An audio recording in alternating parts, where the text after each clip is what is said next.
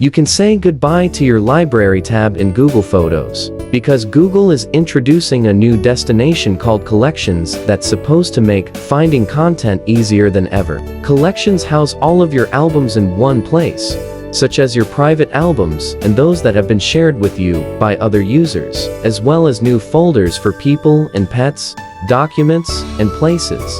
The changes are presumably in support of Google's upcoming Gemini-powered Ask Photos assistant, which CEO Sundar Pichai said would be arriving sometime this summer. 9 to 5 Google notes that the Search tab has also been redesigned, replacing the previous image tiles with a list of suggested options like screenshots, selfies, and menus. The Collections view, which replaces the existing Library tab but retains the same bookshelf style icon, is currently rolling out to all Android and iOS Google Photos users, but may take a few weeks to arrive on all devices. Users can head into the Collections tab and tap on albums to switch between different views, like All, Shared with Me, and My Albums.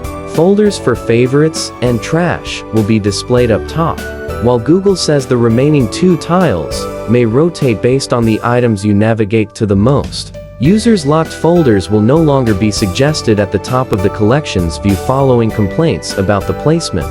The Utilities folder is being removed entirely, but the tools under it are simply being relocated. For example, the option to create a locked folder can now be found by scrolling to the bottom of Collections. Options for importing images and making creations like albums, collages, and highlight videos can be found by tapping the plus symbol, while things like freeing up space on the device and managing photo frames now require you to tap your Google Photos account profile.